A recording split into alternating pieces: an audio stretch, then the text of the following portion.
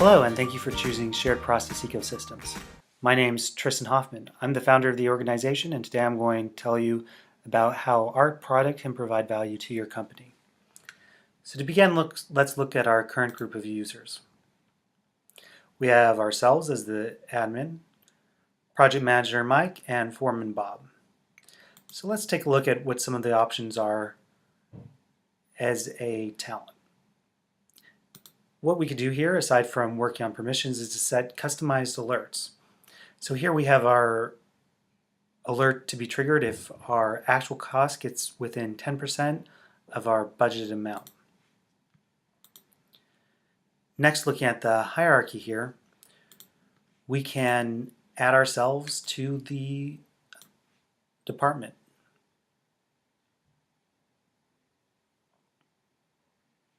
So now that 10% within our estimate at completion, this will be triggered for all projects within this department or projects within any subdepartments that we decide to create. So to create a project, we simply grab a project and drop it within the department here. Okay, let's call it feeder project.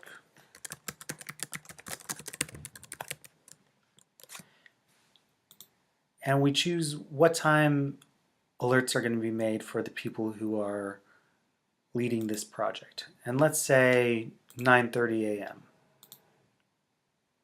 What this does is that a user we assign to an activity, they'll receive a push on their phone to update the schedule and costs for those activities they've been assigned to.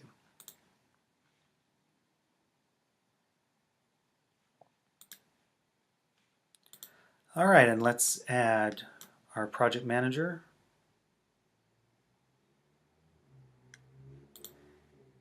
And our foreman to the project here.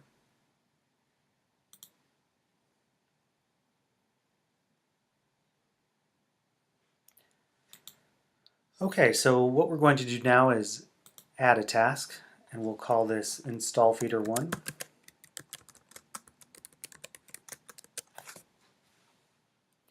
Let's make that a 5-day duration.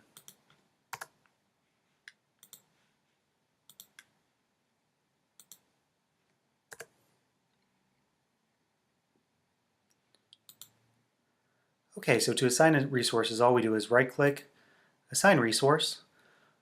We have two types of existing resources, our substation resources for our feeder and our construction resources. So let's set a feeder for the first of the month.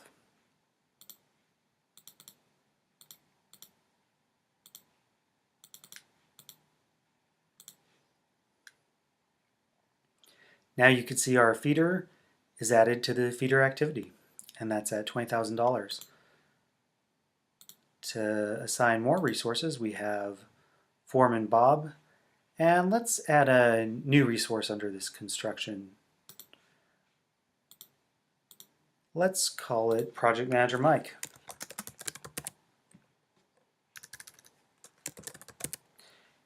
And we have him billing at $100 an hour. He's a labor resource. And we want everyone to be able to see project manager Mike. Okay, so we've installed our feeder. Now let's add a labor resource. And here under construction, we have our foreman Bob. So let's add him, and we'll put 8 hours a day for all days in the project, and we'll make this resource rolling. What that means is we have Bob working on 8 hours a day, but if we move this duration out, let's say to Monday,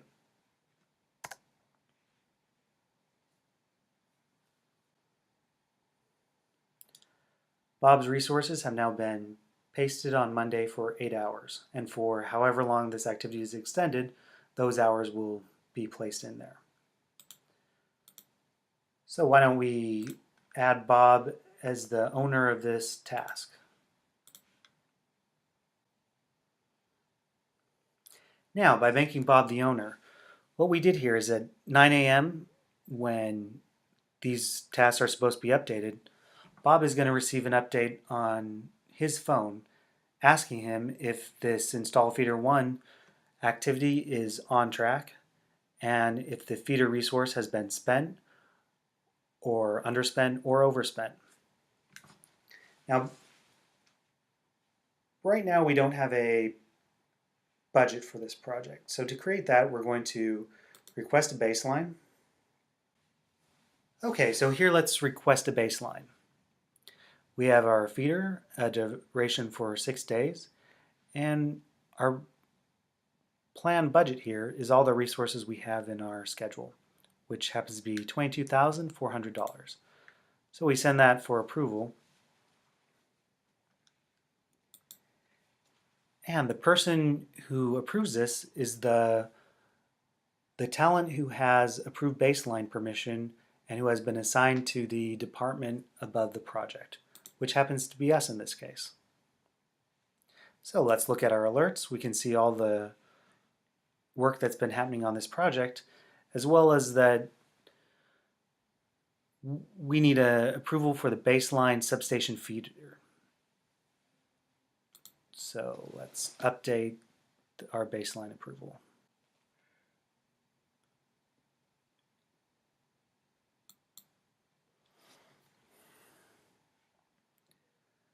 All right, so we've approved our baseline. And now once Bob or Mike make changes to this project, we'll receive alerts if it meets the conditions that we set.